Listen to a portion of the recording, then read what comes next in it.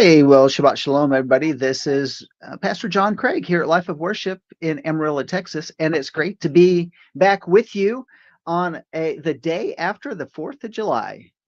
I guess our country is now 249 years old.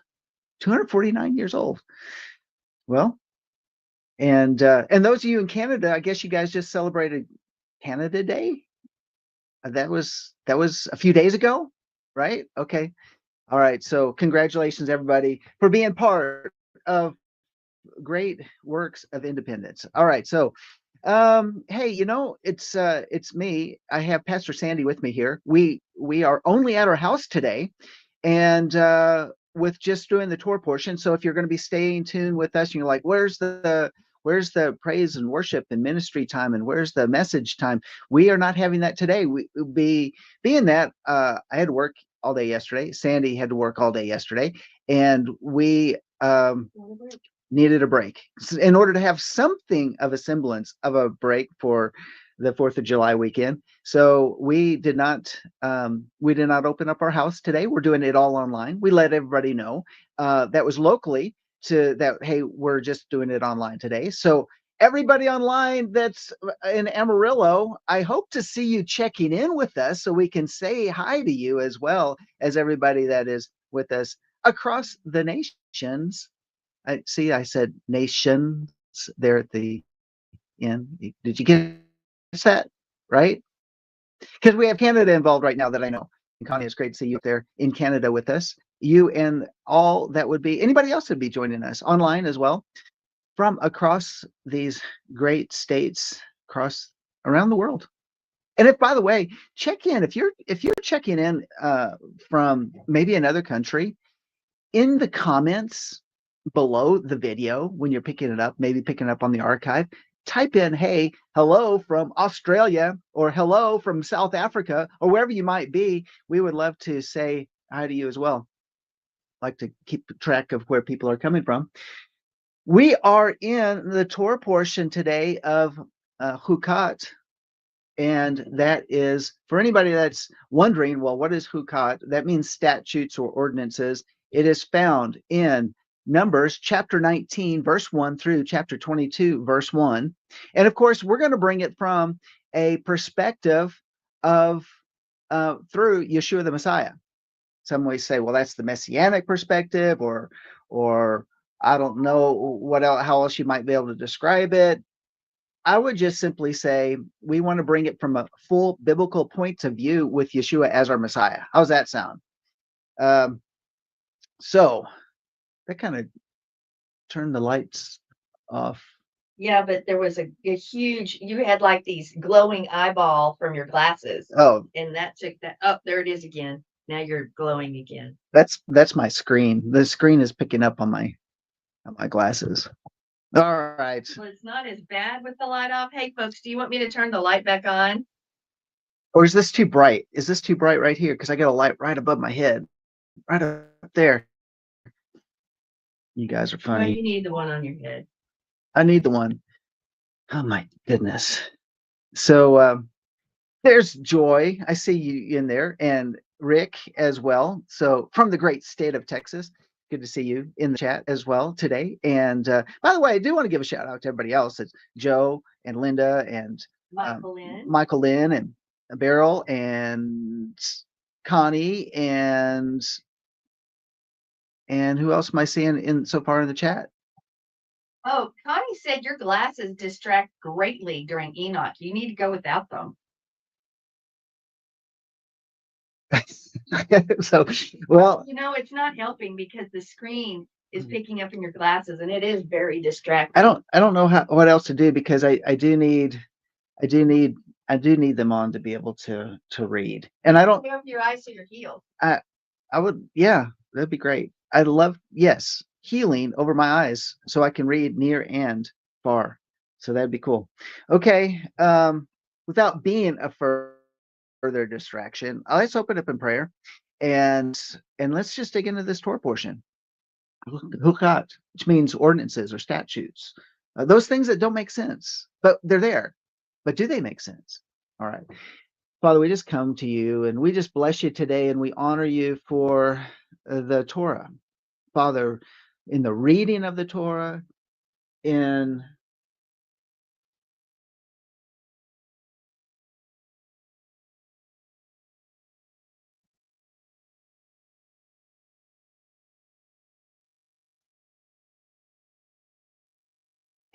studying word, in hearing the voice,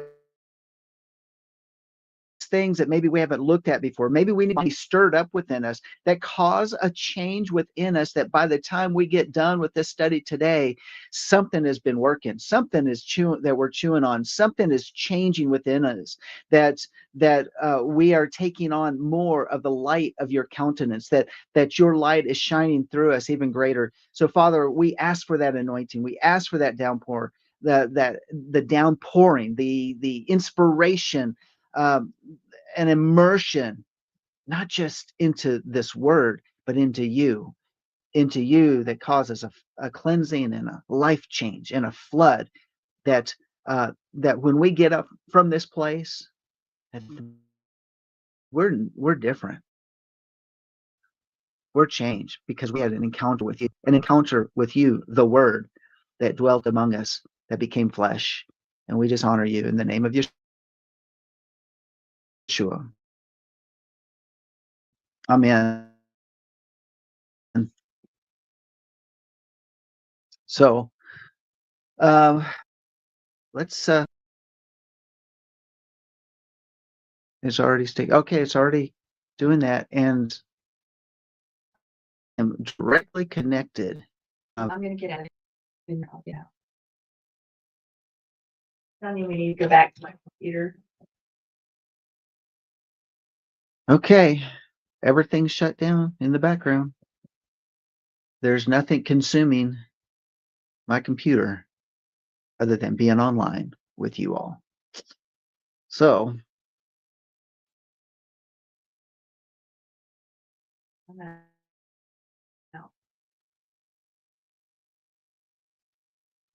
okay, all right then. Let's dig into this, and where we are at in Numbers chapter 19. Want us to go there, beginning with verse 1. Then Yahweh spoke to Moses and Aaron, saying, "This is the statute of the law which Yahweh has commanded, saying, Speak to the sons of Israel, that they bring you an unblemished red heifer, in which is no defect, and on which a yoke has never been placed. And you shall give it to Eleazar the priest, and it shall be brought outside the camp and be slaughtered in his presence." Next, Eleazar the priest shall take some of the blood with his finger and sprinkle some of its blood toward the front of the tent of meeting 7 times. Then the heifer shall be burned in his sight, its hide and its flesh and its blood and its refuse shall be burned. And the priest shall take cedar wood and hyssop and scarlet material and cast it in the midst of the burning heifer. The priest shall then wash his clothes and bathe his body in water, and afterward come into the camp. But the priest shall be unclean until evening. The one who burns it shall also wash his clothes in water and bathe in his body in water, and shall be unclean until evening. Now a man who is clean shall gather up the ashes of the heifer and deposit them outside the camp in a clean place, and the congregation of the sons of Israel shall keep it as water to remove impurity. It is purification from sin. And the one who gathers the ashes of the heifer shall wash his clothes and be unclean until evening, and it shall be a perpetual statute to the sons of Israel and to the aliens who sojourns among them. The one who touches the corpse of any person shall be unclean for 7 days. That one shall purify himself from uncleanness, and the water on the third day, and with water on the third day and on the seventh day, and they shall be clean. But if he does not purify himself on the third and the seventh day, he shall not be clean.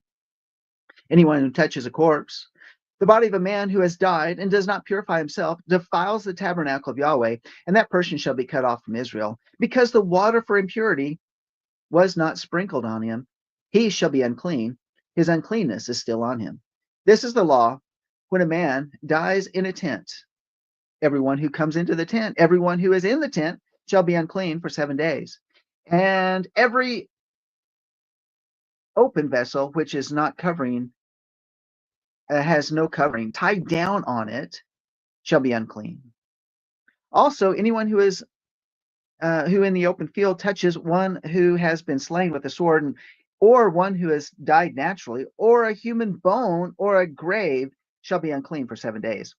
Then the unclean person, they shall take some of the ashes of the burnt purification from sin, and flowing water shall be added to them in a vessel. And a clean person shall take hyssop and dip it in the water and sprinkle it on the tent and all the furnishings and on the persons who were there, and on the one who touched the bone, or the one slain, or the one dying naturally, or the grave. Then the clean person shall sprinkle on the unclean on the 3rd day, and on the 7th day, and on the 7th day he shall purify him from uncleanness, and he shall wash his clothes and bathe himself, and shall be clean by evening. But the man who is unclean and does not purify himself from uncleanness, that person shall be cut off from the midst of the assembly, because he has defiled the sanctuary of Yahweh. The water for impurity has not been sprinkled on him, he is unclean. So it shall be perpetual statute for them. And he who sprinkles the water for impurity shall wash his clothes, and he who touches the water for impurity shall be unclean until evening. Furthermore, anyone that the unclean person touches shall be unclean, and the person who touches it shall be unclean until evening. Wow. Okay. This is huge. There's a lot of stuff packed into that. I know we've gone into depth and we've looked at that from many angles before in our prior years of studying this Torah portion out, but it's loaded. It's full of different things. The red heifer sacrifice, the what are they? The para, what is it? Para adama. And so a lot of things are going into that. I have some thoughts I want to bring to you on that, but I want to go into a couple other things, because we also have in chapter 20, we have the death of Miriam, and of all different things, we have no mourning for Miriam, but which is like, why? What's going on here? What's happening here? So we have the death of Miriam. We also have the water of Meribah, and this is where, of course, Moses, instead of speaking to the rock, he strikes the rock, but it's counted as rebellion to both Moses and Aaron. We need to keep that in mind with some things that we may be looking at here today.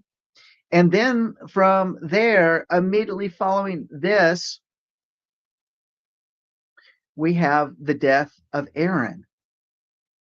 And why? Because in chapter 20, verse 24, Aaron shall be gathered to his people, and he shall not enter the land which I have given the sons of Israel, because you rebelled against my command by the waters of Meribah. So we've got an element there. Moses is not allowed to go in the promised land. Aaron is defrocked. We'll get into that just a little bit. When you say defrocked, what do you mean? Well, it says that his clothes were stripped from him, and the Hebrew is very strong. And then it's given over to his son Eleazar. And then in chapter 21, we have Arad, which is one of the enemies of Israel that's conquered. And then we have this whole idea and the concept of this bronze serpent, or the seraph, or the Nakash seraph, or shall we say the Nakash Nekoset. It is the bronze serpent. And was this actually disobedient of Moses, because he was told to put up a fiery one, a seraph, but he put up a Nakash. What happened there? Is that more disobedience for Moses? I don't know. We need to get into that a little bit. And then, of course, then we have a couple more victories against the king Sihon, and also the king of Bashan. Oh, the king of Bashan. All right, so there we go. That's all part of this Torah portion. There's a lot of different elements, a lot of moving parts here. A lot of it's connecting, And then a lot of it connects with a lot of those things in the prior Torah portions. And then there's some things that connect us all the way to Second Kings. And so maybe we can do a little bit of exploring of a lot of that, or maybe we'll just end up focusing on one thing. Where do you want to start? I'm going to start with Chukat. We're going to start back with the red heifer. And why do we need to go back to the red heifer? Because in one of the things that I was looking at, and one of the things I was studying up this time around, had to do with, of course, the red heifer. Now, those. Okay, this is not a spoiler alert or anything like that. It's just simply the red heifer is a picture of Yeshua the Messiah who gets crucified on a tree, and where we have his who he himself cleanses us from all of our sin. Okay, we can look at that from that type of perspective. We can look at it in terms of the unblemished red Adama heifer para. We can look at it from that perspective. We can look at some of these elements with that, which I think maybe we should, because it's going to take us back to Genesis and this purification process, and why the seventh day and third day and the seventh day. I think there's some significant things about that, but some things that maybe we haven't talked about before. So but we have this element of the seven, like the sprinkling of the 7 times toward the tent of meetings. We have the sprinkling of the purification waters upon those that have touched a dead body, or they were in a tent that had a dead body in it. We have this whole thing about, what about this vessel that has a lid that's tied down on it? Anything that doesn't have a lid tied down on it would be considered unclean.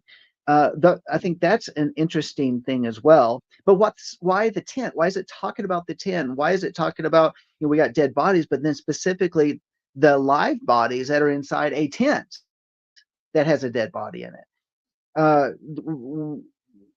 We have those type of things that we need to be looking at. So, and then what is it about this man? We've talked about the man before, because we have Eleazar the tent who's actually officiating. He's watching over while the red heifer sacrifice is going on, which is led outside the camp to a special place, a particular place. And yet Eleazar, the one who is doing the sacrifice, and Eleazar the priest, also, they become unclean until evening, and they have to wash their clothes and bathe before and wait till the end of the day before they're considered clean again. And specifically, they're thrown into the fire where the red heifer is being burnt all the way down to ashes. I mean, all of it: the skin, the blood, the bones, the innards, even the what did it say? The refuse of the red heifer, burnt all the way down, and then thrown into it the cedar wood, the hyssop, and the scarlet, which we got the messianic overtones of that. So yeah, I think, so Pastor Sandi may have gone over that all last year. I have to go back and look in the archives for some of the depths of that. But then it says, a man who is clean gathers up the ashes of the heifer and deposits them outside the camp in a clean place. So who is this man? In other words, this man is not necessarily the one who is coming from the priestly class or the Levitical class. It just says a clean man. It's like as if someone from another tribe can come and participate in this process of the red heifer. So again, perhaps another messianic overtone. Yes, to Joseph of Arimathea and Nicodemus, because they took Yeshua's body from the tree. Okay, good They point. placed it in the grave. And so what happened to them? Because they touched a dead body, they were unclean, just like that man who removes the ashes. So, and yes. Okay. Yeah. That's really interesting too. And then if you think about now, when you think about the red heifer sacrifice, and then you look at it in terms of the festivals, then you can look at it in terms of what happened in the week that Yeshua was crucified.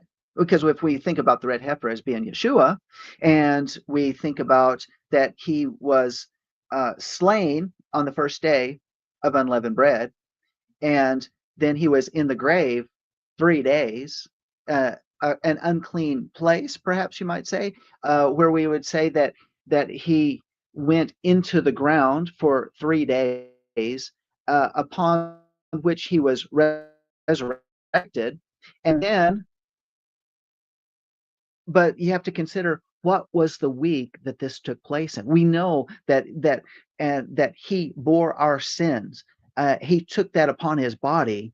He took it upon with him to the tree. He paid the price, the ultimate price, uh, which is uh, which is an execution. It's capital punishment for our sins. I mean, that's how it's laid out from the very beginning. When Adam sinned in the garden, he said that on that day he would surely die. It's a capital punishment to have sin against the ordinance, or to break the ordinances of Yah. And so here we have, like, they have this Chukat, which, for anybody that's been following, a hulk is a statute or ordinance, which by it doesn't seem to make sense. It's just something that we do. It's something that we follow. I know all of us in the Western mindset have, and we want to know why. We want to know, why do we do this? Why, if I don't know why, then why should I do it? But nevertheless, when it's listed in the Bible, and we have, especially in the Torah, that those that are just New Testament only people, they say, well, it doesn't apply to me. And yet, when we know that the whole word of Yah applies to all of us, because Yeshua, being the word of Yah, who is the one who became flesh and walked among us, that there was no New Testament, there was no Brit Hadashah, there was nothing like that from the beginning, then what is it that we are, looking at? Why is it that why do we even have to follow it? Well, it's because it's in there, and it's something we ought to do. We know that. I know I'm preaching to the choir, but if someone is just following along and they're not, they don't understand, because they've never followed Torah before, they never looked into it. They always said that was for the Jews, and the New Testament's for the believers. Then you understand that a hook is a statute or ordinance that one follows in order to be obedient. Because when we shema, and we do, and we in order to fulfill the word, we hear and we do, whether we understand it or not. But it's in the process of the doing that we actually come to an understanding. So here we have, in this whole idea, in this concept, Adam, who was supposed to follow the word that was given, and he failed to do that he came to that point and he died. And at some point in time, there would have to be a fulfillment. But we see, if Yeshua, according to Paul, is a second Adam, that he would come and fulfill that which Adam was not unable to do, that it was by Yeshua coming to fulfill that by his blood. Adam mean blood, but dom, blood. So Adam, the head of the blood, would have to be followed by the one who would carry the full blood, and to fulfill that which Adam failed to do. All right, so how is that done? Well, when you go back and you look in the process of the 7 days of creation, at the beginning of creation, what we have on the third day, the day of where things bear fruit from the earth. Okay, let's look at that real quickly. So things that bear fruit, sounds like a Jeopardy question. Things that bear fruit on the third day. So what is the question? What are, okay, we're going to get there, separated, and here we go.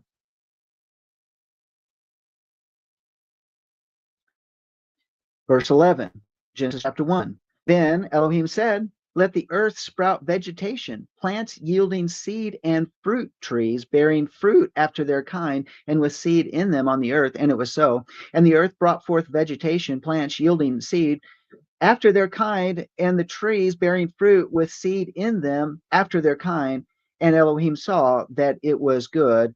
And there was evening and there was morning, a third day, a third day. So think about the third day is from the earth brings forth fruit, and fruit, and plants bearing seed.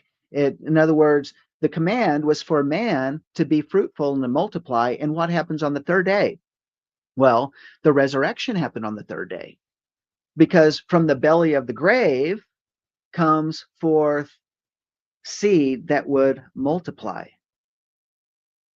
So, so think about that on the third day. The third day in the grave would also be like, and if you think about it, the third day um, of unleavened bread, because think about the third day of unleavened bread, and then what happens on the seventh day of unleavened bread? Well, we see the fulfillment of unleavened bread on the seventh day. So now we have, you think about that week, the week that Yeshua was, of course, crucified. He was executed, and he was buried. And on the third day of unleavened bread, at the end of the third day, he is raised up.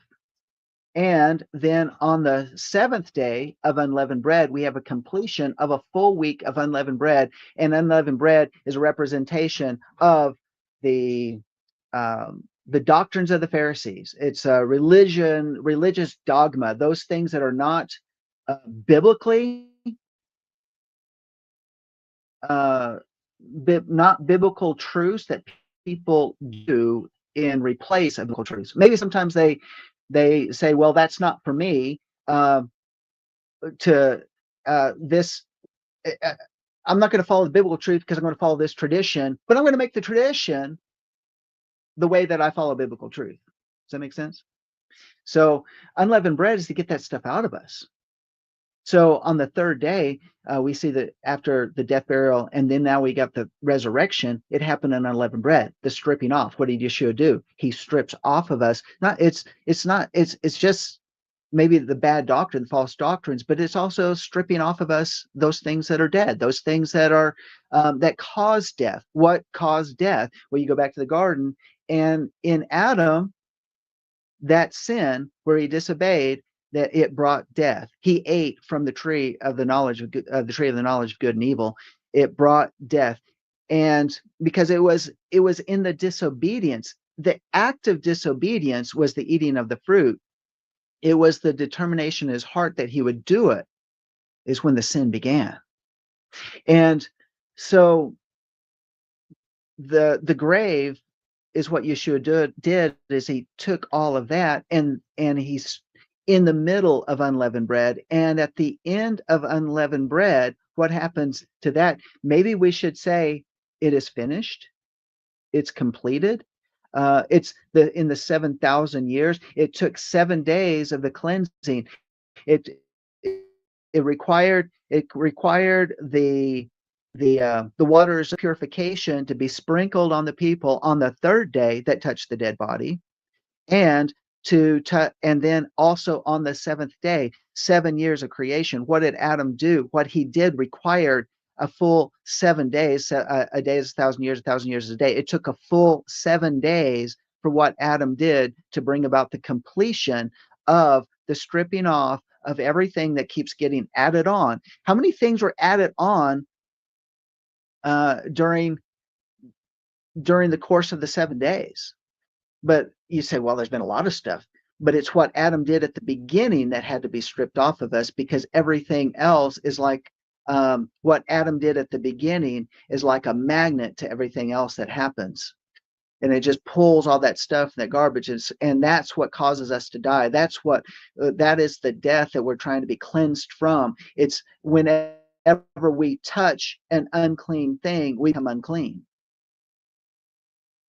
And isn't it amazing when you think about that Yeshua, knowing that this is what the word said, and then yet Yeshua went and touched the people who were dead. Should we say? And I'm not talking about dead bodies that are corpses, but we begin the process of death in the womb. That already before we even born, the process of death has begun. Why? Because it is from the womb. Do you ever think about this, by the way? And I'm just kind of pondering some ideas, and maybe it's something to put on the shelf, and maybe it's something I'll disagree with myself next week on. But in the curse originally that was given in Genesis chapter 3, that the curse that's given to the serpent is in chapter 3, verse 14. And Yahweh Elohim said to the serpent, because you have done this, cursed are you more than all cattle, more than every beast of the field. On your belly shall you go, and dust shall you eat all the days of your life. And so it brings up this whole idea of the belly there, that the serpent's belly is now that which is how he travels. That's how he moves, is on his belly. And if you think about the belly being the place that brings forth or births something, that from this point forth, that anything that Eve would bear, and then anybody that is in the following Adam, and this is Adam, as they would bear children, that child would be born in a tainted condition, because the that which is the belly is representation here, this serpent saying, look, now you have tainted the seed of Adam, and therefore you're going to have to pay that price for being, and it's going to be in your belly. Your belly will be the reminder you tainted the seed. You tainted that which the woman would carry. But ultimately, what would happen is then Mary would have the belly, or let's say the womb, that would carry the remedy. She would be carrying the remedy that would bring about the purification process. The waters of purification, the shall we say, even the red heifer, the one whose body would be completely sacrificed, the chata offering, but like the ola offering, completely burned to the ashes, all the way down to where there's nothing left.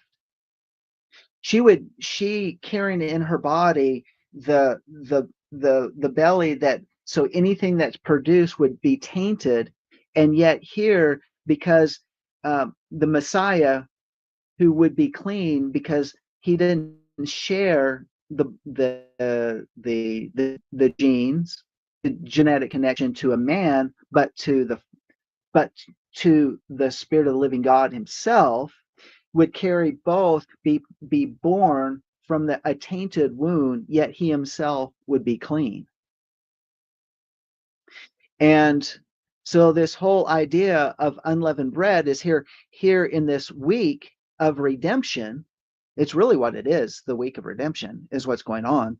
And on the third day, there's redemption. It's finalized on the seventh day. If one does not get the redemption and go through the redemption process of receiving that which was done on the third day, or shall we say the first through the third day, and then completing on the seventh day, has no place in Israel, has no place with the divine promises, has no place to be connected, and they can be considered to be impure. And according to Numbers chapter 19, verse 20, but the man who is unclean does not purify himself from uncleanness, that person shall be cut off from the midst of the assembly, because he has defiled the sanctuary of Yahweh, the water of impurity, and is not sprinkled on him, or has not been sprinkled on him, he is unclean. And it also ties in where over in Ephesians it says, we're talking about the the bride being washed by the water of the word by the husband, who would be what? The washing of the water of the word speaks of the water of purification, which speaks of Yeshua, who is the living water, who is the red heifer ashes that are washing over us whenever we are digging in to the word. We're allowing that word to wash us and to cleanse us and to purify us. It causes us to shift from one state to another state every time we get in the Torah portion. Every time that we are connecting ourselves with what he is doing, then in and throughout his word, when we are cutting off the traditions of men, shall we just say the traditions of the Pharisees? Because a lot of people still want to follow the traditions of the Pharisees because they were the ones that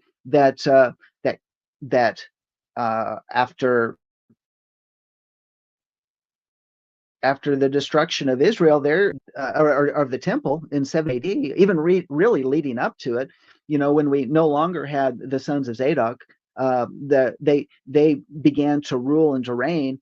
They took over they became the lawyers. They were the ones who were the teachers. These were the teachers of the law. These are the ones that Yeshua even said, don't listen to these guys because they're why? Because they're defiling the word. They're putting up fences. They're putting up all these different things by which are become these traditions that are keeping people from actually fulfilling the word, because some of the traditions prevent people from obeying the word. So and ultimately, when we see the traditions of the Pharisees, they became the traditions of the Orthodox. And why are people following these same traditions when Yeshua is rebuking them? When in spite of, why not be digging in to find out what is this priestly class that actually held to the correct? Now, when I say the traditions of the word, it was handed down to Eleazar. Eleazar was the first one in the lineage of Aaron to carry forth the priesthood. He was the one that bore the clothes of the priesthood. And ultimately, when you follow that lineage down, you follow it down to the lineage of Zadok under King David. After the priesthood had switched from the lineage of Eleazar and went over to the lineage of Ithamar, and it was defiled.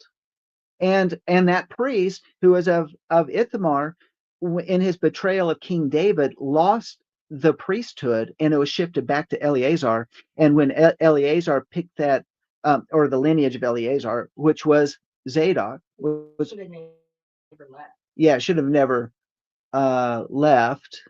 And yeah, for some reason it did shift. But that lineage of Zadok is why we get this is during the Second Temple period, the sons of Zadok, where people identified. Now, when you say the sons of Zadok, it's not only is it representing a priestly class from the lineage of Eleazar and Aaron, but it's also with those who aligned themselves with that priestly class. So stepping outside of that priestly class of the sons of Zadok, which remember Pinchas, we're going to be coming up that in next week's Torah portion, who was considered zealous for Yah. It was because of that zeal, that fiery passion that Yah honored. And so what is it that's handed down through the sons of Zadok? They saw that there was such corruption because he had the Sadducees, which was and you had the Pharisees, two different parties working together and yet at opposition to each other. And yet, why do we have these controversies within the Hebrew roots Messianic realms, where they want to follow the class of the Pharisees as opposed to those who held and kept the traditions? Sons of Zadok, those who aligned themselves with the traditions that were handed down from Zadok, going back to Pinchas, going back to Eleazar, going back to Aaron. I think it's very significant that we really look at that, and because lineage means something in the sense of not. I mean, I get the blood lineage within the Bible is very important, but it is what did they preserve, and they preserved with zeal. And Linda, I would say yes, because a religious spirit is very powerful. It's very strong. And though within Hebrew roots and the messianic communities, a religious spirit is very, very powerful. Outside of that, there's a religious spirit here in Amarillo, Texas. I think there's one everywhere. And everywhere that keeps us holding to certain traditions and in our own and not even listening to the word of Yah, not even to say, well, but wait a minute, our traditions say this, so therefore this is how I'm going to worship Yeshua.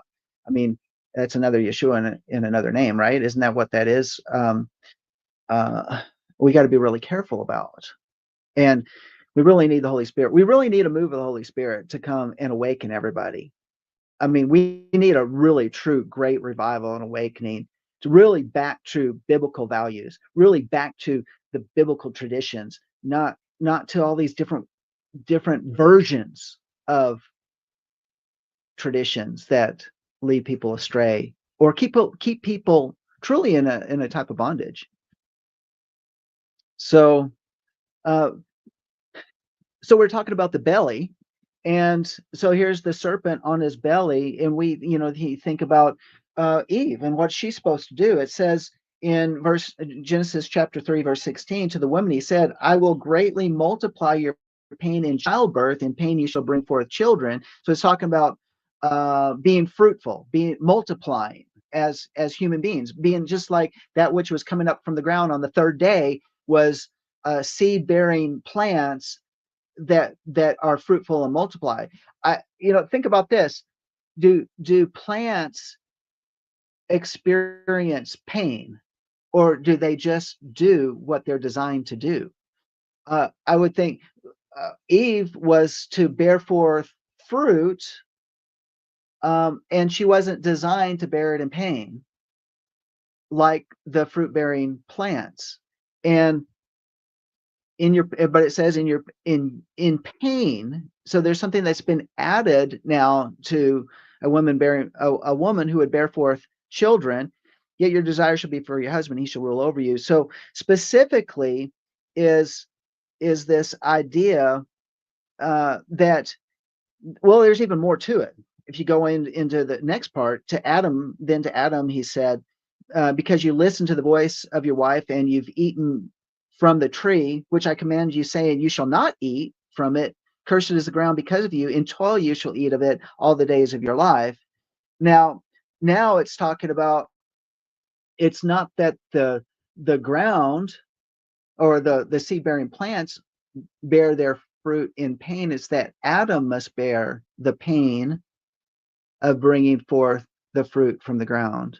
So as trying to think of a famous or infamous mayor of New York who said, well, if it takes nothing to be a farmer, because you just throw a few seeds in the ground and it comes forth. No, if anybody that's grown a garden understands that there's great toil that takes place in bearing truth or the fruit from the ground. And so the shift of the pain, so the woman's bearing forth children in pain, and Adam, who is told that you're going to be a farmer, basically a gardener, because you're a gardener in the garden, and you failed in that duty, and now that which was coming forth that you just had to guard and protect, now you're going to have to do it, and it's going to be in pain that you're going to do it by the sweat of your brow. But by doing that, it's going to bear forth fruit, but you have to really guard and protect that fruit that's coming up. And so in essence, there's this multi-layer and multi-leveling, this balancing thing that's going on, and it is to go through the course of 7 days because something happened. They died. So on the third day, now being in the first day, they died. And that which proceeds forth from them is from a place that is already dying when it comes out. Maybe from from a child coming forth, or Adam who's now having to. I mean, I don't know. Maybe maybe the fruit had some type of special preservatives in it that it didn't go rotten in the garden.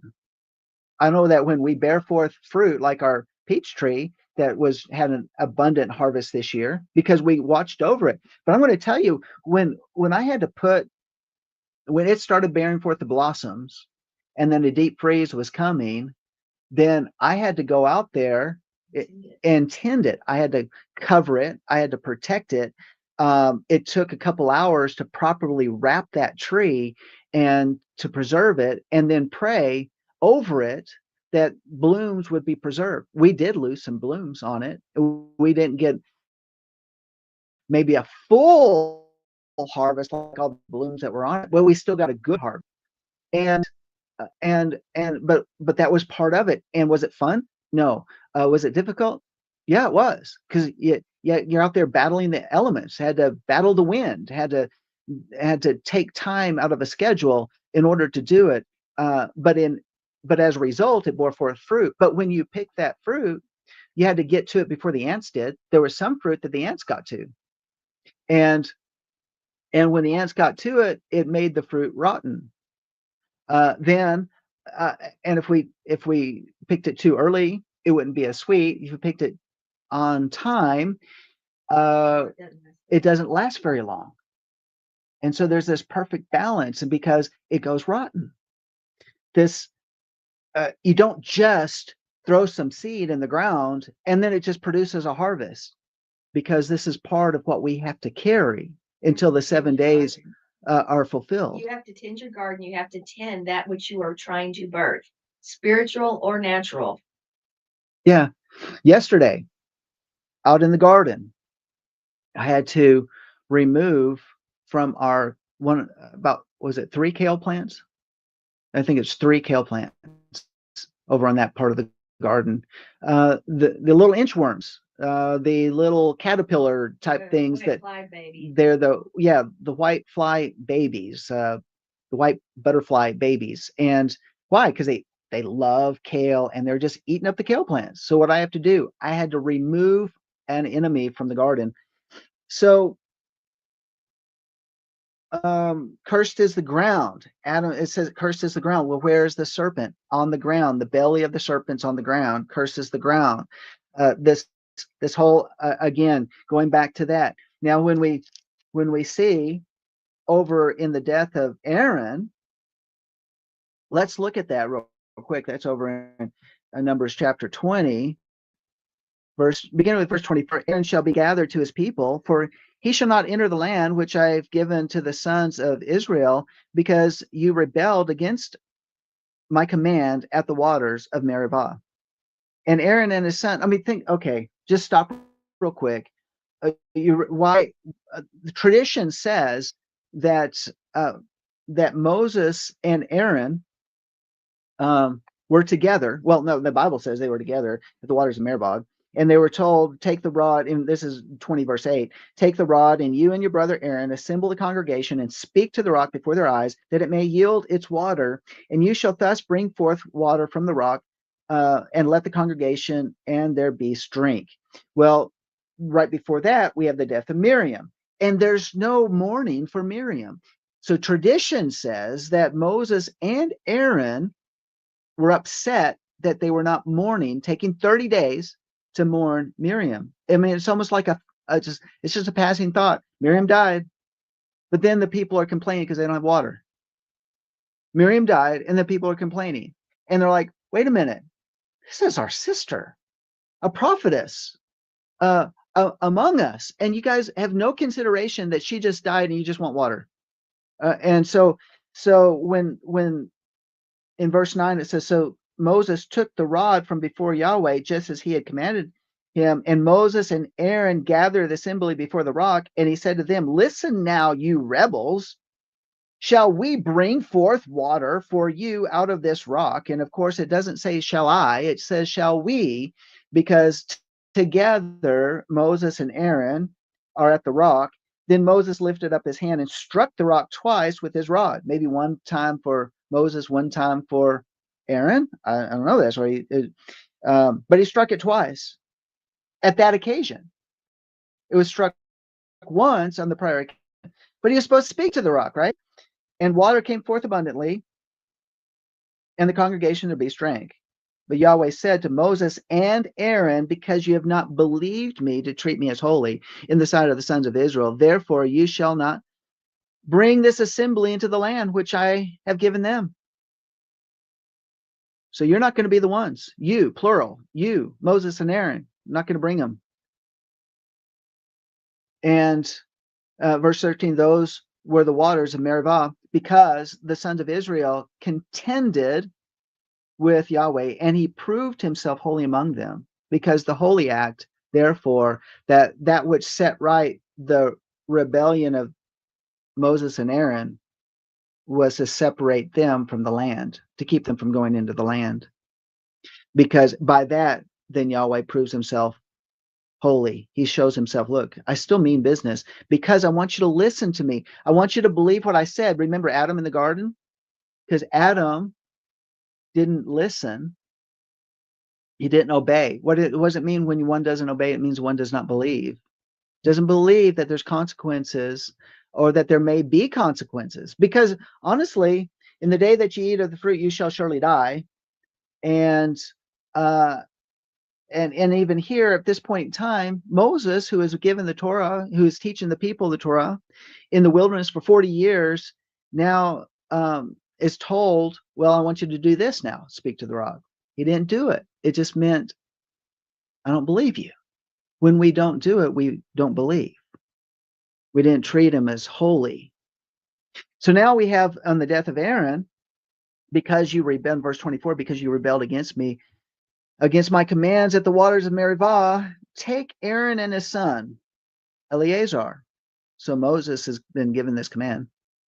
Yahweh spoke, because verse 23 says, then Yahweh spoke to Moses and Aaron at Mount Hor by the border of the land of Edom, saying, okay, so take Aaron and his son, Moses.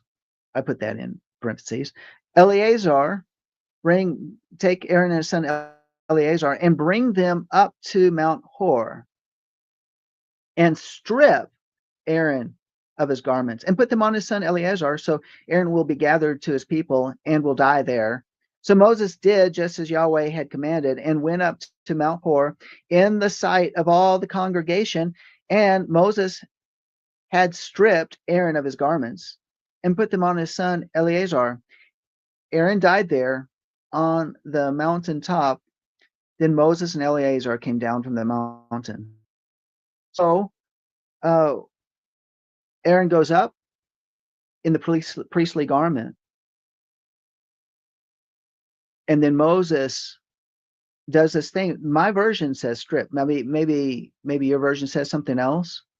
But the word, the Hebrew word is pashat, which is a very, very strong word when one is like stripping the clothes off. It can even be, can be used in terms of like a military battle, as if going in and stripping the enemy of their power.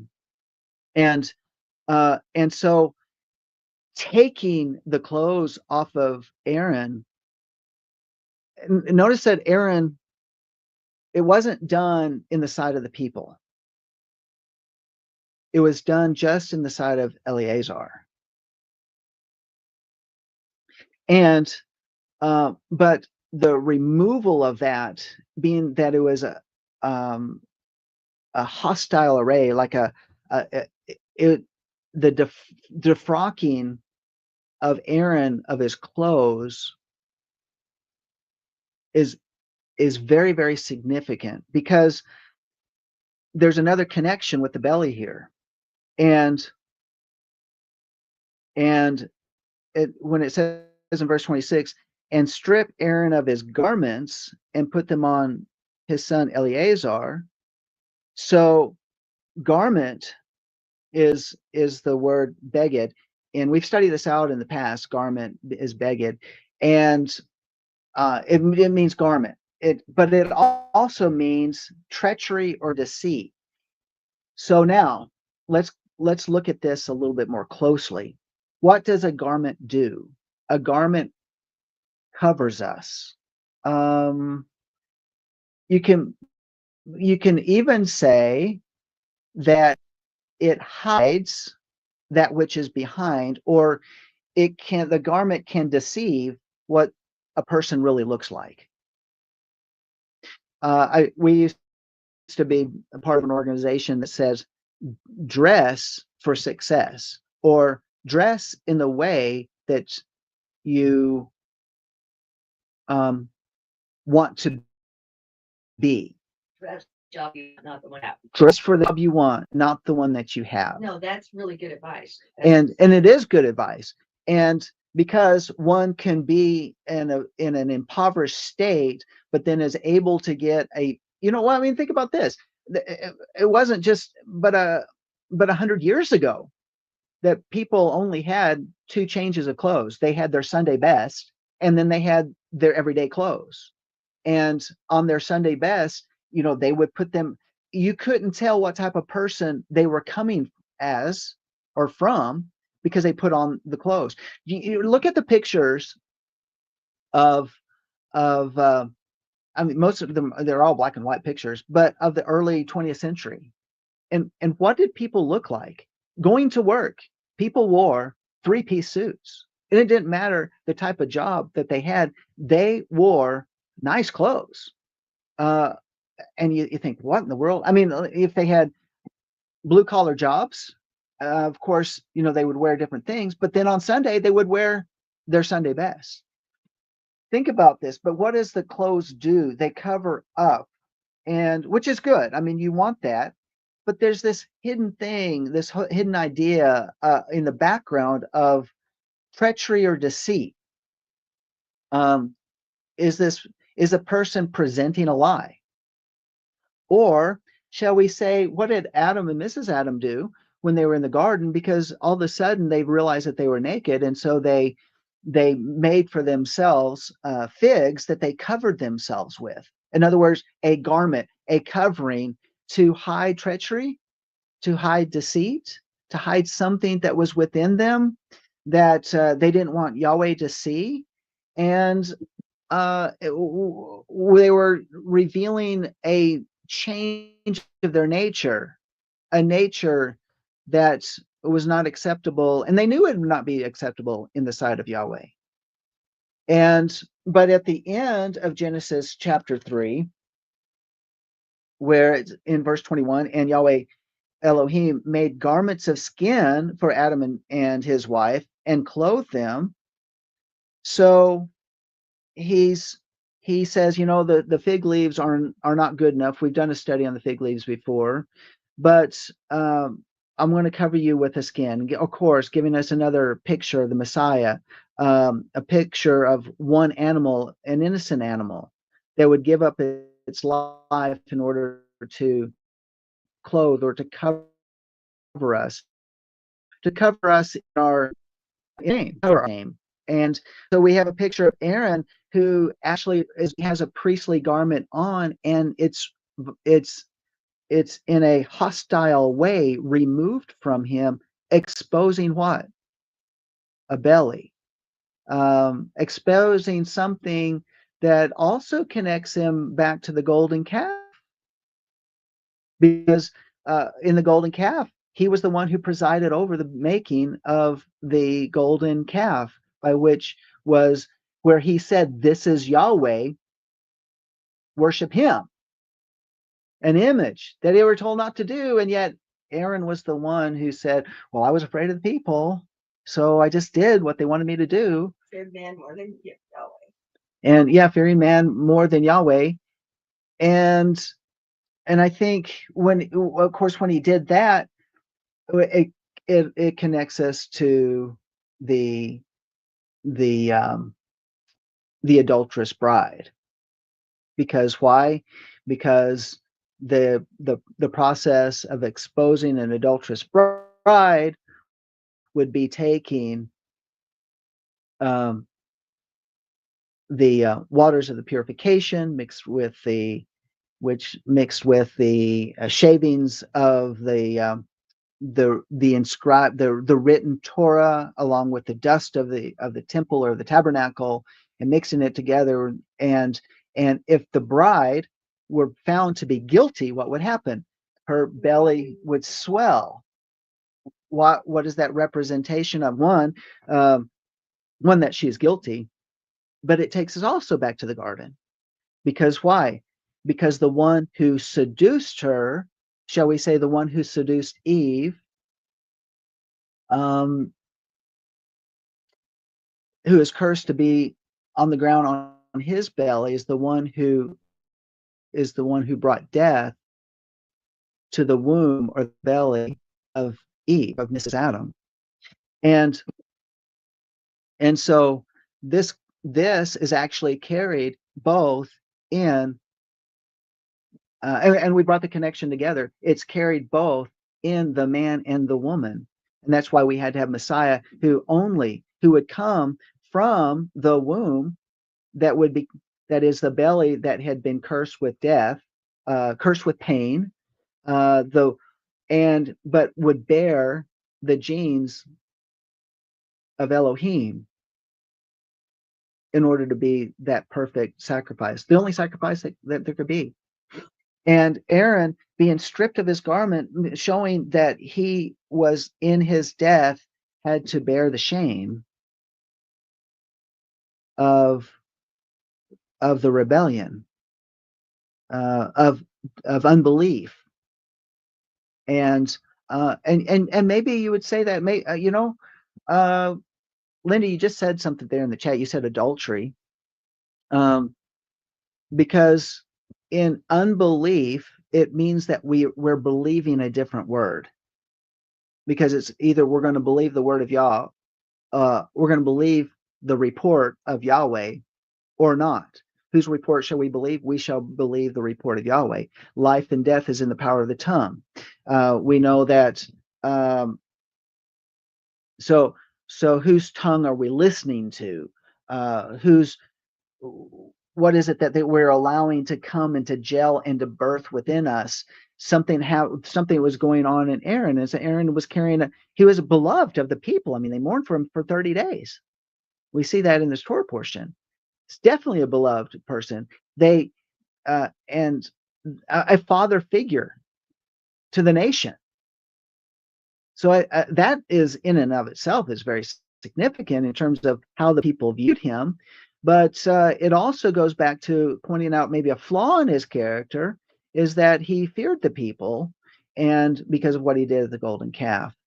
And so he wanted to please the people, and in lieu of believing Yahweh, because what did he do? He just failed. He failed to believe Yahweh there at the beginning, there with the golden calf, who said, have no other gods before me. Don't make an image.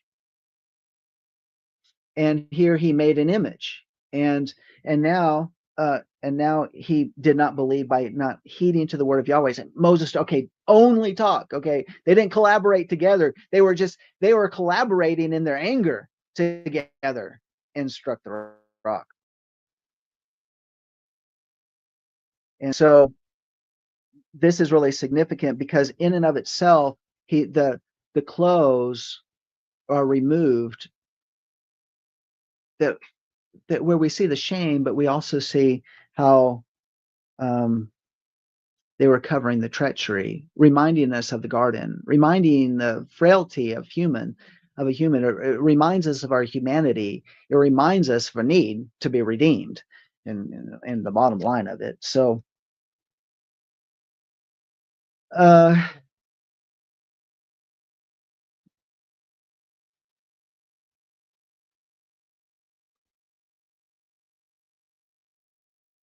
okay, I was going back to think, are there more connections? Are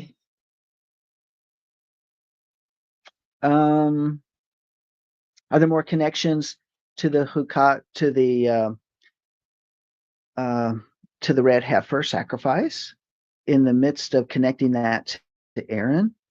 And well, I think there's also another aspect of it because when you look at the third day and on the seventh day that they'll be clean.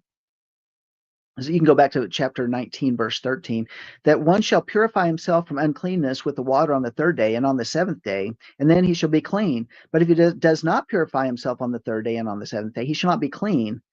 This also gives us another idea in the idea of clean. What is clean talking to us about? What is it? What is it metaphorically speaking to us about clean and not clean? And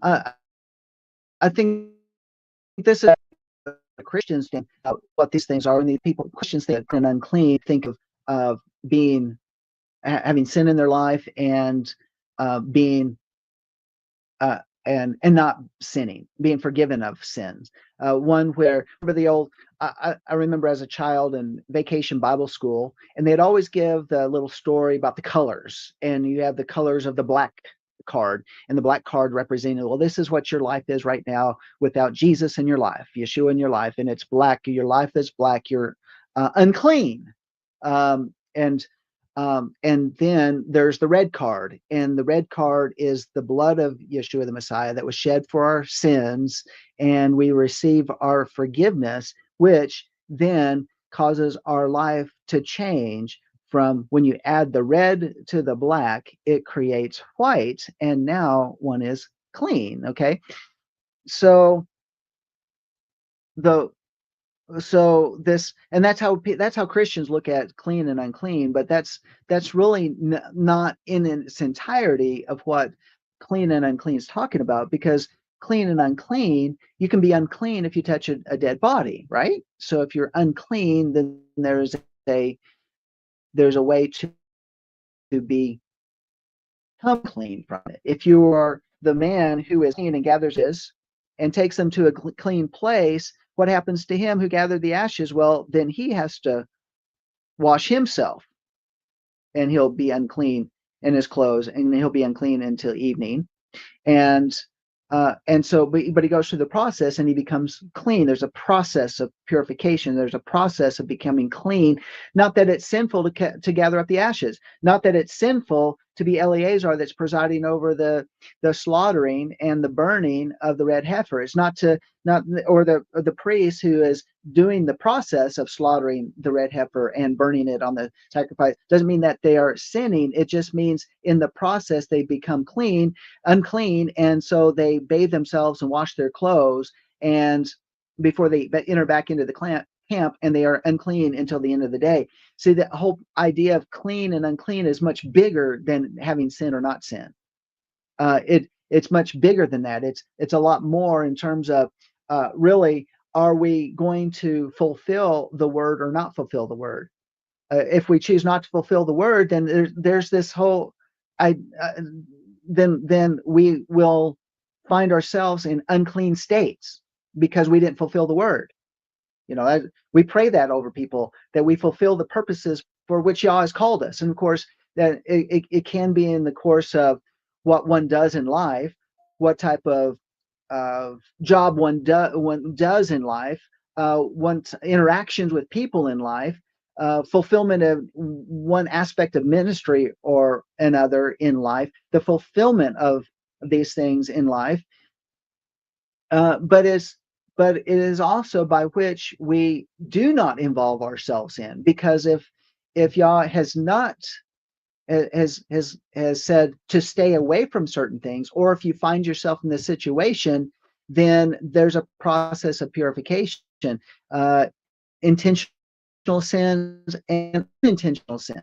It's more than just sin. It's more than just missing the mark. And so the idea of being not clean tahar, as it lends to the idea that we're tainted in life. We're tainted by the things we come in contact with in life. There's people that we come in contact with life that can taint us, that can cause us to be darkened, to be unclean. And because tahar The word itself, tahar, means bright. Well, I think bright is very interesting because if you go back to Adam in the garden and the aspect of blood, blood is a word that is a word for light. We think about dome. Dome is a word for blood, but it's also a word for light. And so blood is, maybe look at it as congealed light. Blood is congealed light. And so, you think about that blood, you cut yourself and blood's coming out. Well, it's not congealed, but in essence, it already is congealed light. And it's just because it's in a different state. It's not in light itself. But we've talked about how the garments that Mrs. Adam lost was garments of light, but in running through their veins was light, and it shifted, it changed. A congealing started taking place. If your body begins to congeal the blood in it,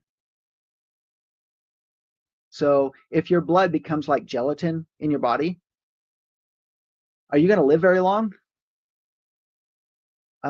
Or is your body rapidly deceasing? Is it rapidly approaching death? So what happens when we're unclean? So here they're told, if you touch a dead body, then you now for 7 days, you got to go through the process of purification, and being sprinkled on the 3rd day and sprinkled on the 7th day, the process of purification. 7,000 years, the process of purification for mankind because of Adam's sin, because death is in humanity and humanity must now be cleansed. And on the 3rd day, where Yeshua becomes the red heifer sacrifice, Yeshua now taking our sins to the grave, we're sprinkled by the blood of Yeshua. We're sprinkled by not just blood, but light is on us, and carried forth to the fulfillment on the fulfillment of 7 days before we enter into the 8th day. After we get all the leaven out of our life, we get all the things that are impure in our life, those things that are the purification process is fully taken hold of in our life, is when we complete the 7th day. That 7th day is watched over by Yeshua, by the way. He comes to reside as king over his kingdom. Kingdom. He's the king over the blood. He's the kingdom, or he's the king over and the blood that is now not in a congealing state. It's actually in a light state when Yeshua comes to bring it, because it's fulfilled on the 8th day in the New Jerusalem when it comes down from heaven, and light, his light, is what eliminates all darkness, and there's no need for the sun or the moon. I don't know, all these things coming together, all these dots that are connected.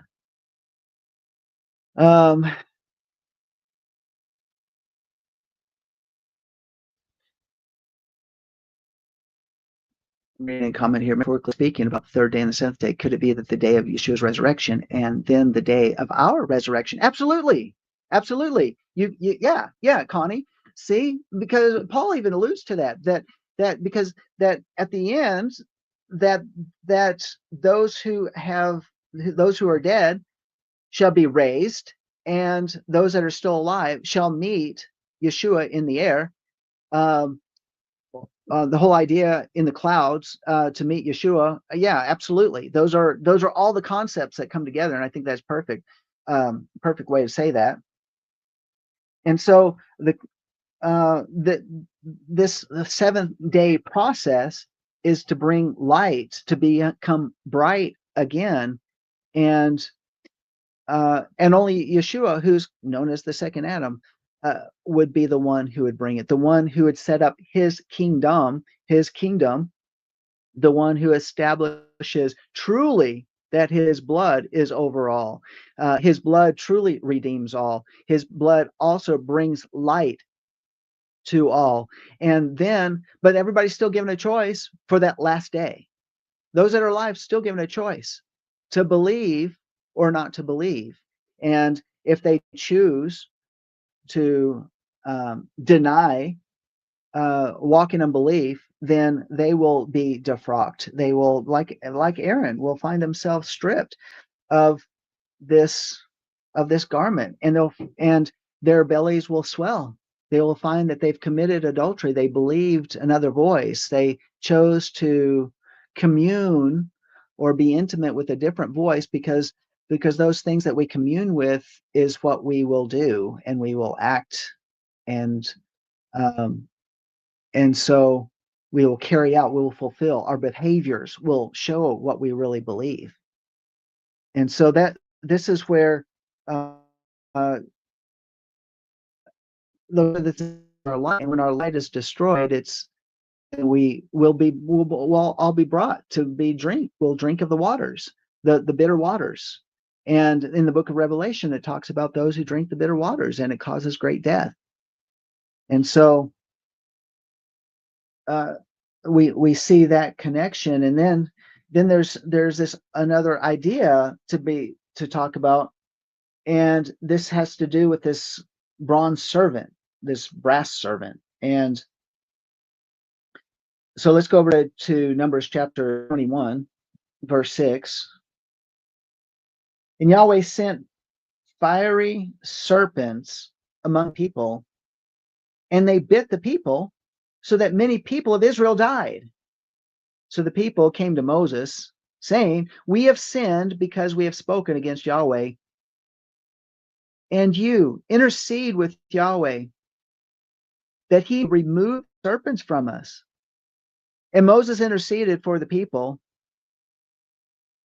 Isn't it interesting? Because here it's after the death of Aaron, and now it's just Moses interceding instead of Aaron and Moses interceding. Now it's just Moses interceding. I mean, Eleazar's not even mentioned here, and Moses interceded for the people. Then Yahweh said to Moses, "Make a fiery," because serpent is in italics, so it's just by itself. "Make a seraph and set it on a standard or a pole, and it shall come about that everyone who is bitten, when he looks at it, he shall live." And Moses made a bronze nakash, and the word changes. Moses is told to make a fiery. That's the word, seraph. It's the word that we get seraphim from. We've talked ad nauseum about this before.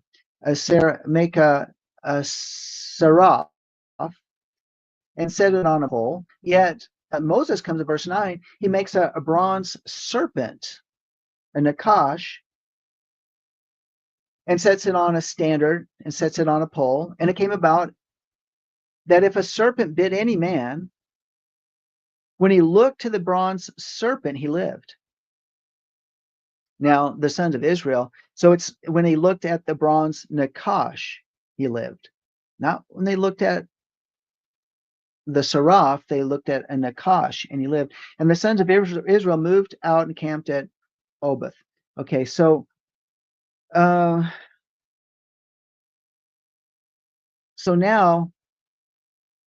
what does that have to do with the things that we were talking about earlier? Well, one, we got death coming in the camp as a result of fiery, and it says, so the word fiery serpents are the seraph nakash. Seraph nakash. It's talked that maybe the bite and the poisonous bite of the serpent caused like a fiery pain. That's what some of the sages talk about. It caused a pain that felt fiery, which it could very well be, and it caused many to die. And this idea of putting now nakash is what Adam and Mrs. Adam specifically listened to in the garden, was a nakash. It was a serpent. It was And that serpent, which was in the tree, or maybe it wasn't even in a tree. It just told Mrs. Adam They of, were both there. but they were both there at the tree of the knowledge of good and evil. Was that serpent apparently not on his belly? Apparently being able to walk, talk, but not on his belly. But then cursed to be on his belly. And of course, then with this whole idea of the Nakash that we have since then is the Nakash does not have legs and does not have arms and is struck on his belly. The fact that the curse was even more than just being on his belly is the fact that he lost his mobility and the use of, arms and legs, perhaps, just a thought. But, and you think, well, here is therefore the picture of a serpent like the picture of the enemy being put up on a pole? What is it why is it that this thing that's bringing death in the camp is what Moses forms? He shapes, and he puts on a pole. The serpent was skewered. Uh, Yeah. Now that's a really interesting thing. Pastor Sandy said that the serpent was skewered on the pole. I think that's really an interesting thought. It's the picture.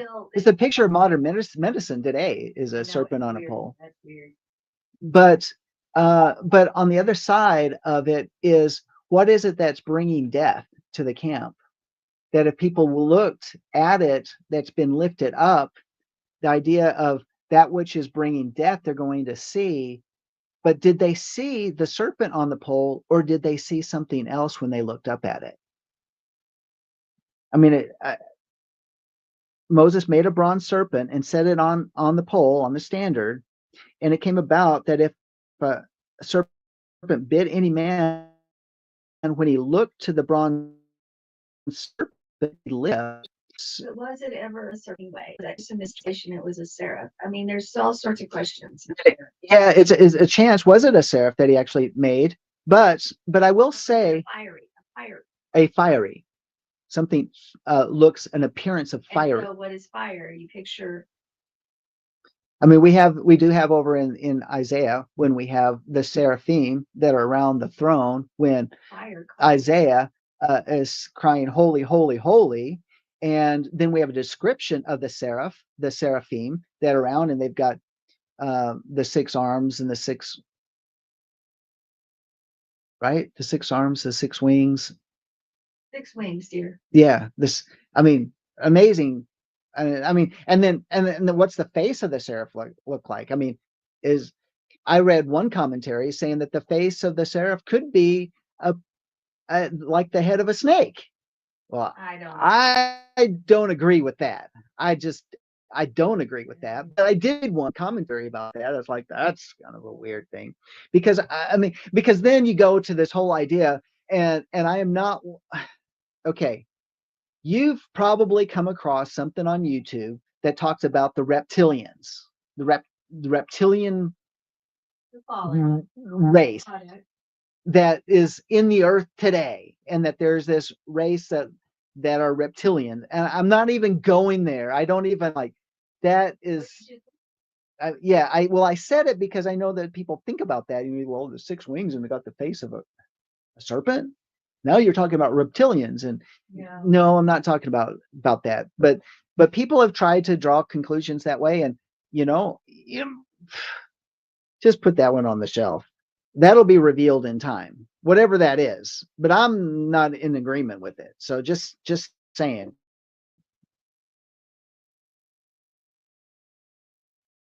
But so now when I think it's in, I had that verse earlier and it was set aside, and then I had to shut my computer down. I didn't have it, but it's in 2 Kings when Hezekiah did something. So let's go to 2 Kings. Did I have it? maybe in my other notes that are still up here.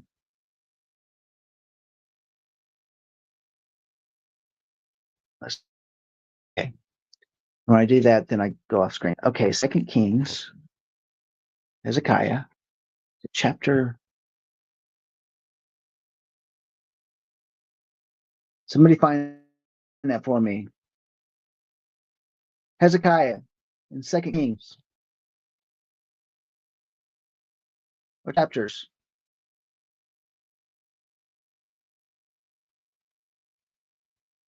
Is it 14? Something says it's 14 in the back of my head. That's maybe not right. Don't think it's right. Okay, somebody's got to look that up for me. 2 Kings 18. All right, I was just a few chapters off. 18:4. Yeah, thank you. Thank you, Tammy, in there helping out here. Okay, Hezekiah chapter 18, verse 4. And Hezekiah, he removed the high places, broke down the pillars, cut down the Asherah. He also broke in pieces the bronze serpent, and that's actually that the bronze nakash that Moses had made. For until those days, the sons of Israel burned incense to it, and it was called Nahushtan. Like the which is nakash. It was like the serpent thing, basically is what it means. But Nahushtan,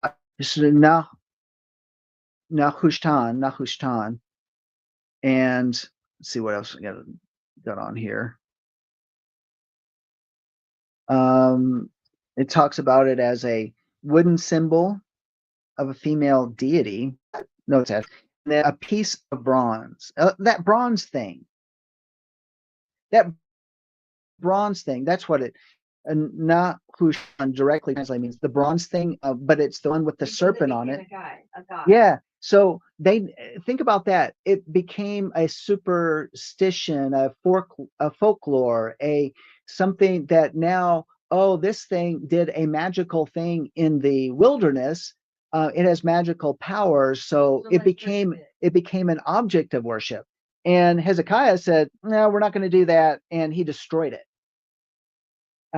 And so, because the whole idea, the whole thought, it was lost.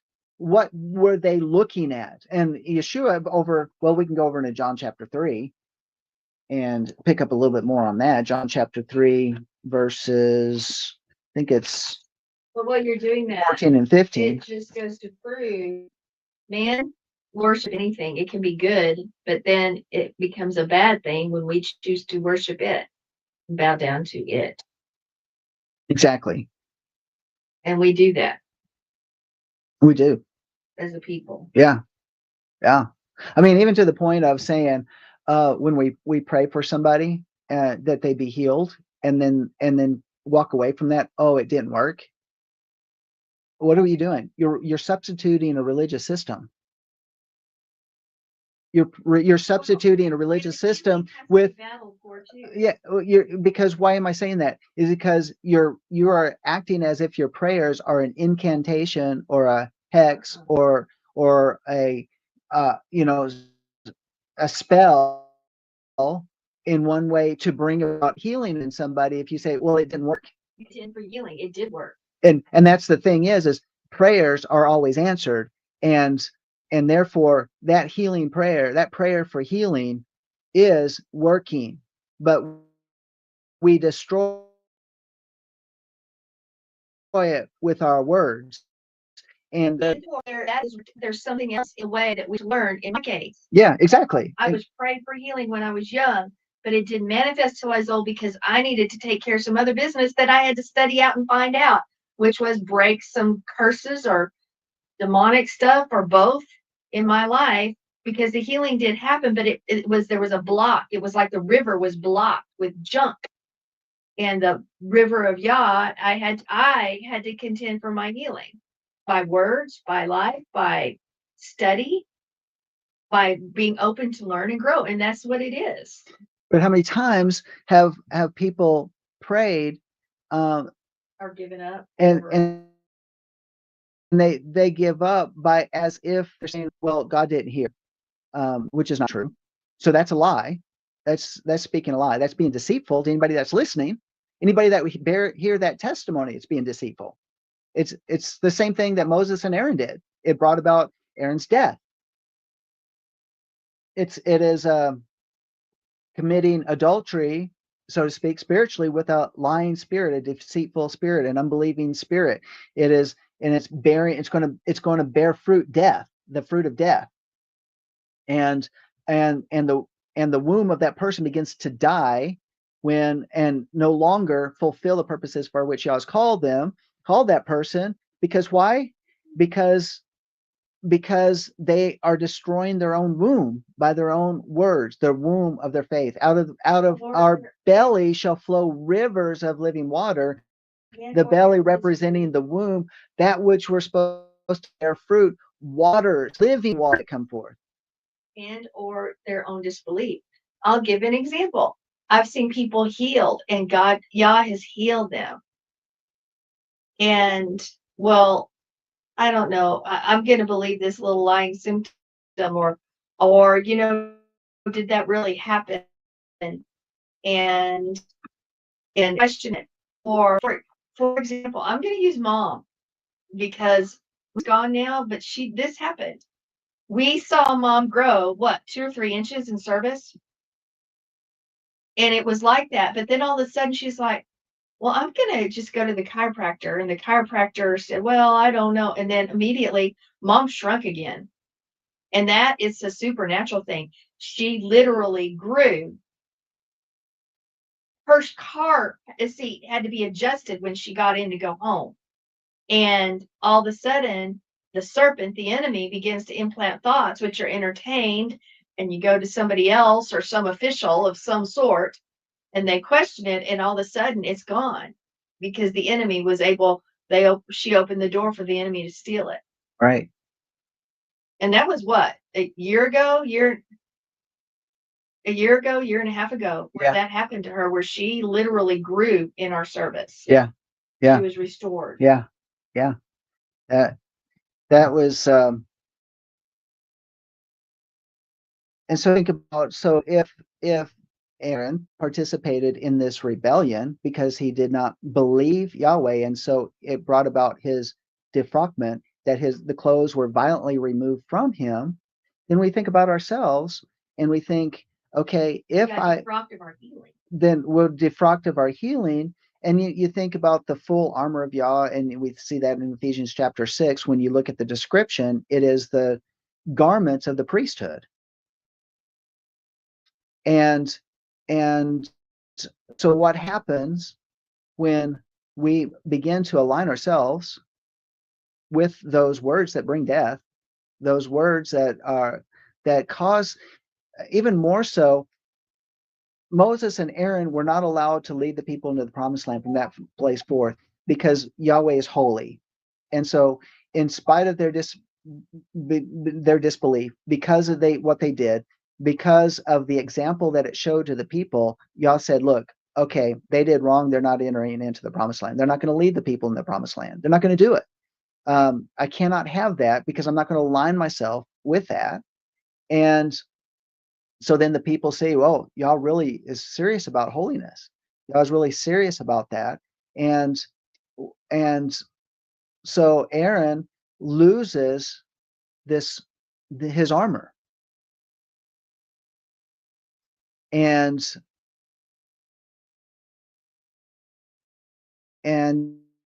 you think, if we're not through this, and we're looking at not only the process of well, it's our belief system, and we can come into reality and say, man, I can't believe I just said that. I said that was wrong. That was actually, then repent. Because we don't want to lose the light. We don't want to lose the covering. We don't want to lose the garment. Or if we continue down that path, the garment will be removed and the deceit and the treachery is now revealed in our nakedness. And we don't want that. The garments was given to us to cover, not only just to cover, but also to present the garment of righteousness, the garment of Yeshua. Okay. And we don't want that taken from us, because we want the wisdom God is in it, and because Yahweh will be holy. A garment will show it does cover, because our flesh is our flesh and it needs a covering, whether it's glory, whatever. But a garment also shows status. It also can reflect Yah's glory upon us. And garment and protect status. It people know our position in society. A garment, anytime, of course, that you go through trial, anytime you come out of the wilderness, you're going to receive a new garment. And there's, I could give a list of many other things a garment does, but by the same thing, just like everything else, there's a counterfeit. So we can choose to put a garment over that at the end yesterday that everybody lives in. And so we've got to be careful what garments we choose to wear. But if you posed a question, is the garment covering does it cover the lies underneath? And I think that our position as believers, we are supposed to cover our brother, because there are imperfections underneath. There are things like, think about how many of us would want people to see our naked bodies. It would be embarrassing because we're so imperfect, right? We all know our own flaws, but yet the garment he places upon us is supposed to also cover us so that we're not fodder to the rest of the world. And so the armor protects, but it also helps us know that we know who we are. It identifies who we are so that we know we are ready for battle at all times. And think about clothing. How many times physical clothing, we go someplace and we're like, oh, I didn't wear the right clothes for that. So when we're looking at a garment removed purposely, does say volumes.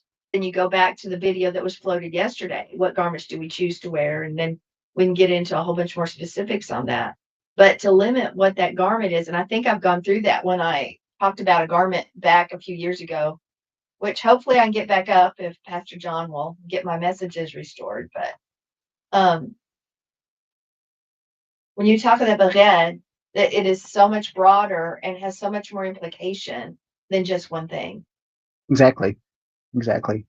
And I think you brought up a really good point that's worth reiterating, emphasizing, and that is, do we cover our brother?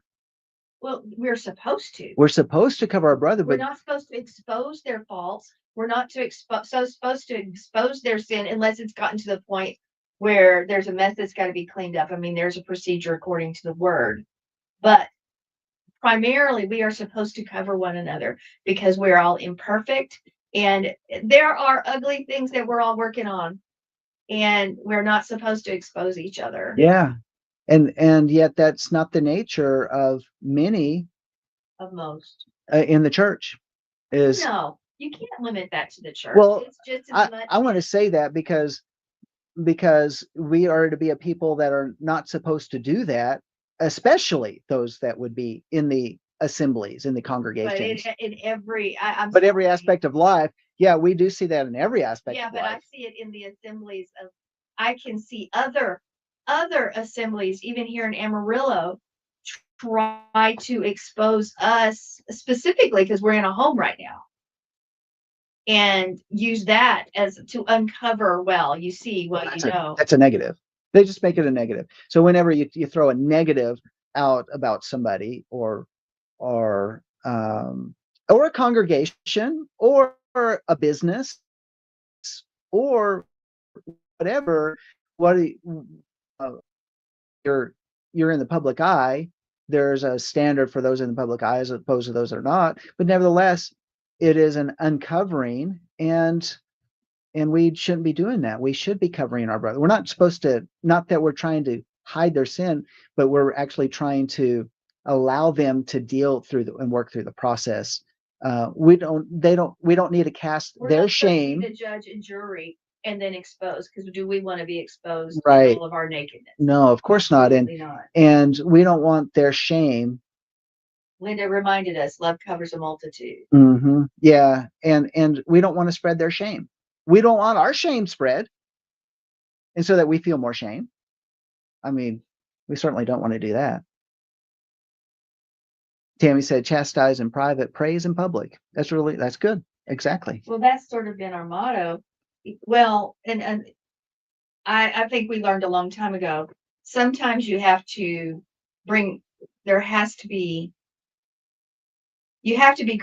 go before those whom the paint got spilled upon. Think of your mistake as a paint can, and when you dropped it, it got on everybody that was all around. So those that got covered in the paint or the mess oftentimes have to be part of that recovery and that forgiveness cycle. Yeah, exactly.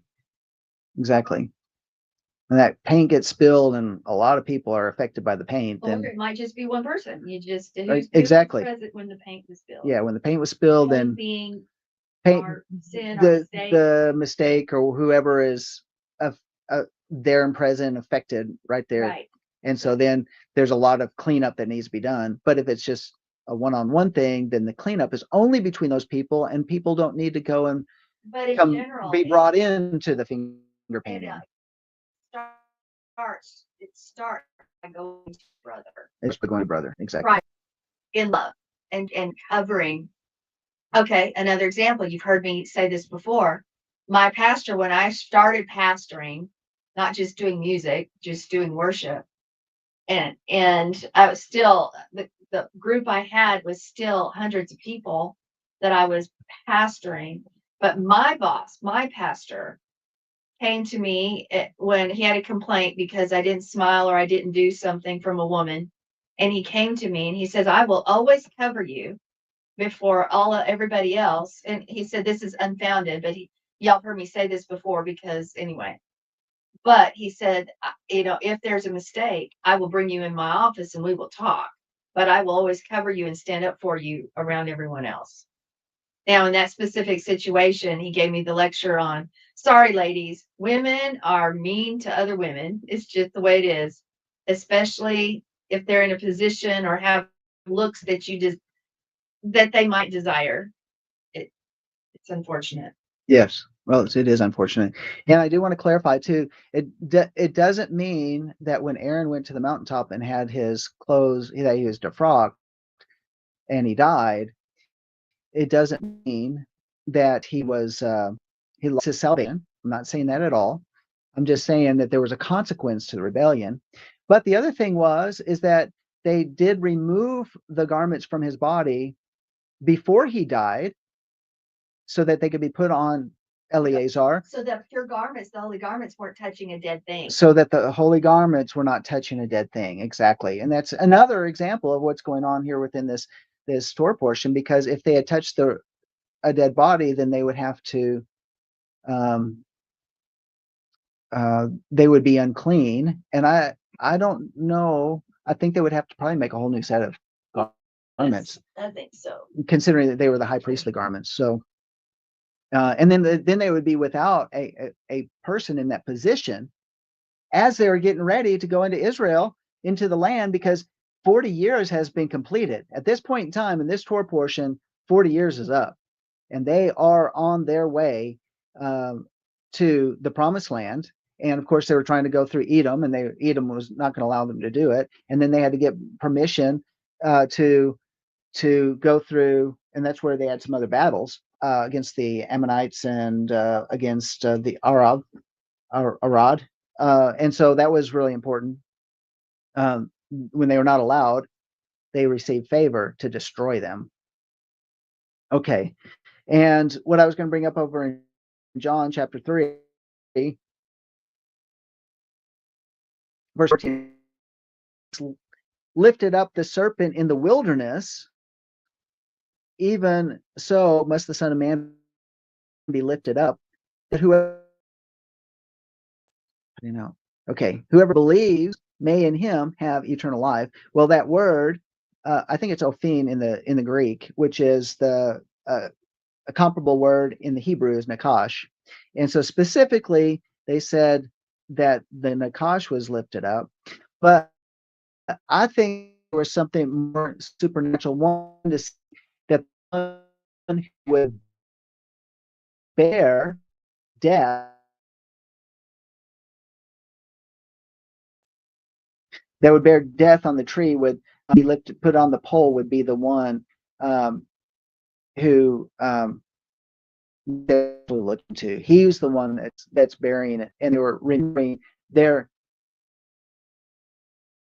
their condition was their condition, which was leading to death. That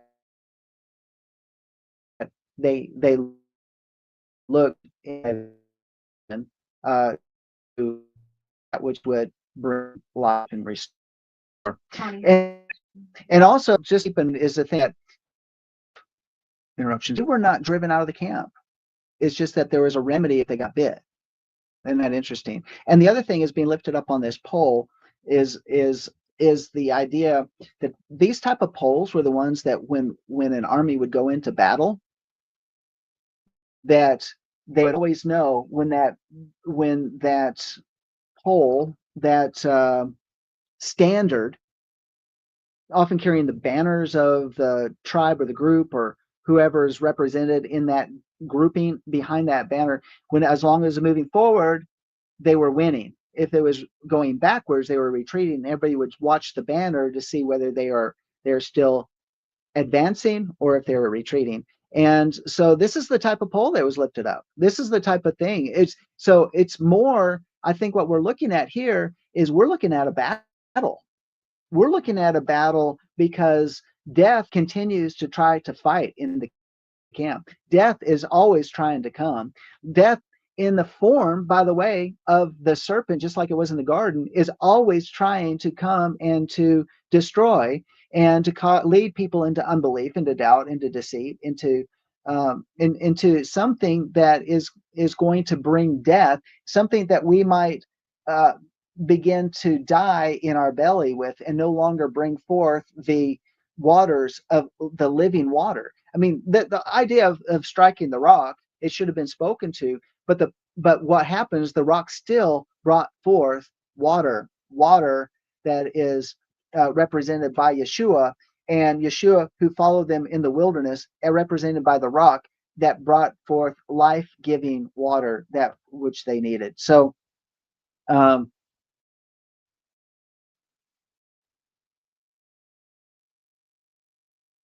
where it says, and there's of course there's a discussion about the one of the wells that they went into, but we are pushing our time right now. And see if there was any last thoughts here. You said Connie had a question. What was the question? She said, I know he ripped it, but that doesn't have to mean removal, right? Did they take the priest's garments off? What's his face Carrying before Yeshua died? I know he ripped it, but it doesn't have removal, right? Okay, so you think about the high priest's garment. Now, Caiaphas ripped his garment, disqualifying him from the priesthood, but Yeshua had a priestly garment on, by which when the guards, they had removed it from him, but they cast lots so as not to tear it. That was an important thing. And of Aaron, even though he was defrocked, maybe it was quickly removed from him. I mean, that might have been things like, it's countdown to his death. Get it off of him right now. I mean, maybe in a practical sense, maybe that's what it was. But they didn't rip it, of course, when they took it off. They just removed it so that they could put it on Eleazar. And yeah, and tearing a priestly garment would disqualify the wearer of the priesthood. And so, of course, they would have to do it with respect. But I maybe when it's talking about it that way is that it as the picture is violently, the idea of removing it like that. And what was my verse? How did it stripped from him? With so the idea is hostile array, the whole idea of removal in hostile way, but really to quickly remove it. And because maybe right before him, he was dying.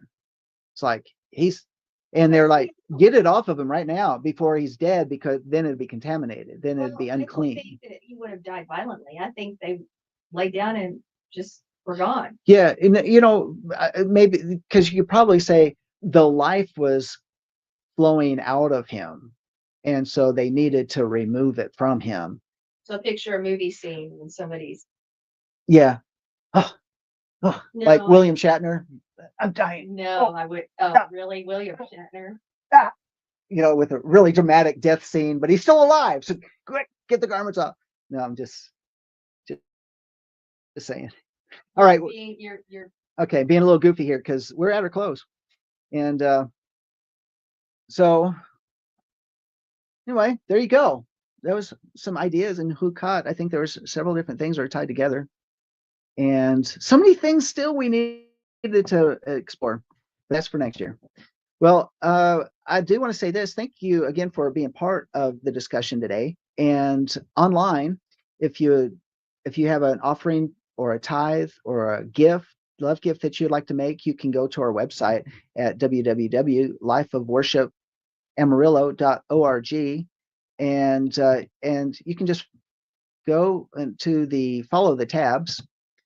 Did it go? There it goes. And just follow it, click or tab on the donate button, and you can give online that way. If you don't have the ability to use a debit card or something like that, then you can mail it in, and you can go our website. We have our mailing address, and you just mail it in. We'd certainly appreciate that. And you're the reason that we're here, and you're the reason that helps keep us going. And we certainly appreciate all that you are doing behind the scenes as our prayer partners, as our financial partners, as our family, all of it. And we didn't mean that the other day when we were talking about we would love to be able to just take a road trip and visit our family all around America and Canada and beyond. Honestly, we would love to be able to do something like that. And maybe I will make a way so we can. Maybe y'all make a way that we could do that. But you guys are the reason why we're here. And so spread the word, spread the news. Anybody that's just looking for a place to fellowship with, we got a great online congregation here, as well as the great congregation here in Amarillo, and to join together and to share and to be part of each one's lives and to lift each other up and to fellowship with one way or another. There's no limits to communication right now. We have phones, we have FaceTime, we have email, we have texting, we have you name it. There's all the different ways that we can talk to each other. So we Sandy and I love being part of your lives as well. And so we are not, again, I'm going to say we're not going to have praise worship ministry message today like normally. We are going to take a little extra time because we didn't get, like most people got to celebrate the holiday. We just want a little bit of a break, and we don't get to do that. I've been working 14 to 18-hour days. Some days are 20 hours, and because it's storm season, and need a little recuperation time as well. So outside of that, let's take that back down. Like, share, subscribe. Shabbat shalom.